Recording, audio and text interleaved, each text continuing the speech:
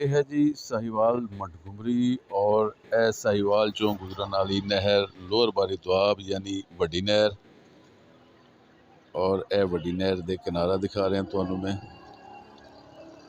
ਇਹਦੇ ਬਿਲਕੁਲ ਸਾਹਮਣੇ ਅਗਰ ਕੈਮਰਾ ਘੁਮਾਈਏ ਤੇ ਸਾਹੀਵਾਲ ਦਾ ਮਸ਼ਹੂਰ ਕਨਾਨ ਪਾਰਕ ਉਹ ਸੜਕ ਤੋਂ ਪਾਰ ਤੁਸੀਂ ਦੇਖ ਰਹੇ ਹੋ ਕਿ ਉਹ ਕਨਾਨ ਪਾਰਕ ਹੈ। ਲੇਕਿਨ ਅਸਲ ਚੀਜ਼ ਜੋ ਤੁਹਾਨੂੰ ਮੈਂ ਦਿਖਾਉਣ ਲੱਗਾ ਇਹ ਮੈਂ ਤੁਹਾਨੂੰ ਲੈ ਕੇ ਜਾਣਾ ਹੈ। ਇਹ ਨਹਿਰ ਦੇ ਕਿਨਾਰੇ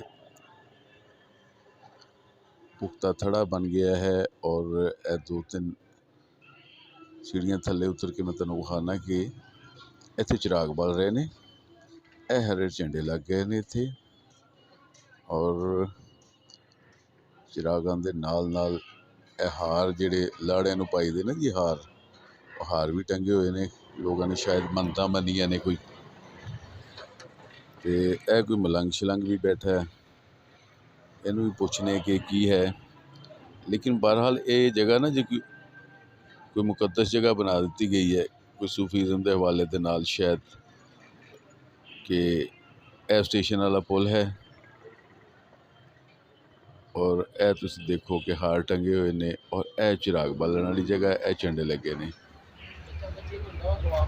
अच्छा जिहदे बच्चा बच्ची नहीं हुंदा दुआ मंगदे की करदे ने फिर झोली भरी जाती ना बच्चा बच्ची हो जाता फिर बेड़ी बना के टॉफियां रख के ते पैसे वगैरह रख के अच्छा ਇਹਦੇ ਵਿੱਚ ਛੱਡ ਦਿੰਦੇ ਨੇ ਜਿਨ੍ਹਾਂ ਦੇ ਬੱਚੀ ਬੱਚਾ ਨਹੀਂ ਹੁੰਦਾ।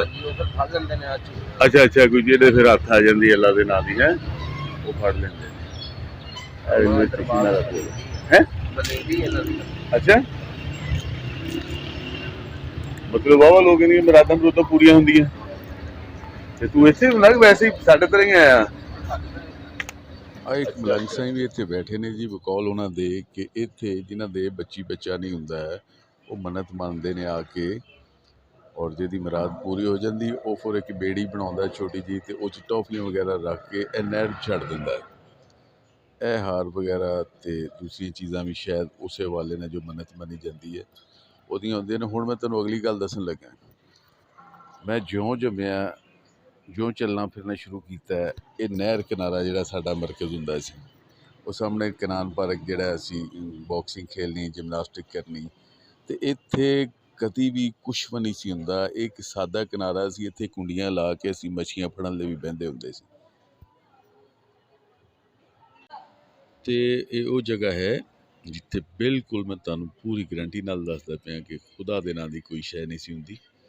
ਸਾਰਾ ਟਾਈਮ ਇੱਥੇ ਗੁਜ਼ਰਿਆ ਯਾਰ ਲੜਕਪਨ ਬਚਪਨ ਸਾਰਾ ਇਹਨਾਂ ਕਿਨਾਰਿਆਂ 'ਤੇ ਗੁਜ਼ਰਿਆ ਤੇ ਇਹ ਹੋਏਗਾ ਇਹ ਕਿ ਹੌਲੀ ਦਿਨੀ ਹੁਣ ਇੱਥੇ ਕੋਈ ਕਿਸੇ ਦਿਨ ਕਬਰ ਬਣ ਜਾਏਗੀ ਕੋਈ ਪੱਕਾ ਮਜਾਵਰ ਵੀ ਨਿਕਲਿਆਗਾ ਮੇਲਾ ਵੀ ਲੱਗਣ ਲੱਗ ਪਏਗਾ ਤੇ ਲੋਕ ਚੜਾਵੇ ਵੀ ਚੜਾਉਣ ਲੱਗ ਪੈਣਗੇ ਤੇ ਇਹ ਜਨਾਬ ਹੈ ਸਾਡੇ ਲੋਕਾਂ ਦੇ ਕੰਮ। ਕੁੜੀਆਂ ਲਾ ਕੇ ਮੱਛੀਆਂ ਫੜਦੇ ਰਹੇ ਖੁਦਾ ਦੇ ਨਾਂ ਦੀ ਇੱਥੇ ਕੋਈ ਸ਼ੈ ਨਹੀਂ ਸੀ ਹੁੰਦੀ। ਇਹ ਗੱਲ ਮੈਂ ਪੱਕੀ ਦੱਸ ਰਿਹਾ ਤੁਹਾਨੂੰ। ਇਹ ਵੀ ਜਿਹੜਾ ਉਹ ਤੁਹਾਡੀ ਗੱਲ ਠੀਕ ਆ। ਅਸੀਂ ਜਦੋਂ ਸਕੂਲ ਪੜ੍ਹਦੇ ਹੁੰਦੇ ਸੀ ਗੌਰਮੈਂਟ ਹਾਈ ਸਕੂਲ ਤੋਂ ਉਸ ਤੋਂ ਬਾਅਦ ਈਦਗਾਹ ਮਸਜਿਦ 'ਚ ਮੈਂ ਕਰਦਾ ਹੁੰਦਾ ਸੀਗਾ ਤੇ ਉਦੋਂ ਵੀ ਇੱਥੇ ਆਉਂਦੇ ਹੁੰਦੇ ਸੀਗੇ ਤੇ ਉਦੋਂ ਵਾਕਈ ਮੈਂ ਸੇਮ ਸਾਦਾ ਨਹਿਰ ਦਾ ਕਿਨਾਰਾ ਜੀ।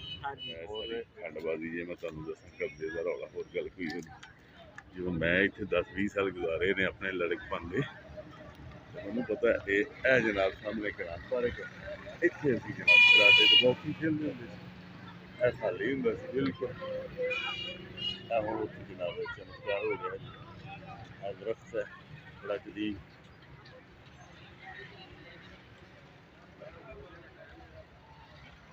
ਇਹ ਬਾਤ ਹੈ ਸਾਰੀ ਗੱਲ ਗੌਰਮੈਂਟ ਵੀ ਵੇਖ ਮਤਲਬ ਜਗ੍ਹਾ ਮਚਾਉਣੀ ਦੇ ਟਾਈਮ ਨੂੰ ਕਰ ਸਕਦੀ ਉਸ ਤੋਂ ਬਾਅਦ ਠੀਕ ਦੇ ਦਰਬਾਰ ਬਣ ਗਿਆ ਫਿਰ ਕੰਮ ਪੱਕੇ ਪੈ ਜਾਣਾ ਜੀ। ਅੱਲਾ ਹਾਫਿਜ਼ ਭਾਈ ਜੀ। ਆ ਬੰਦੇ ਕਈ ਘੁਰਨ ਲੱਗ ਪਏ ਸੀ ਹੁਣ ਨਿਕਲਣ ਲੱਗੇ।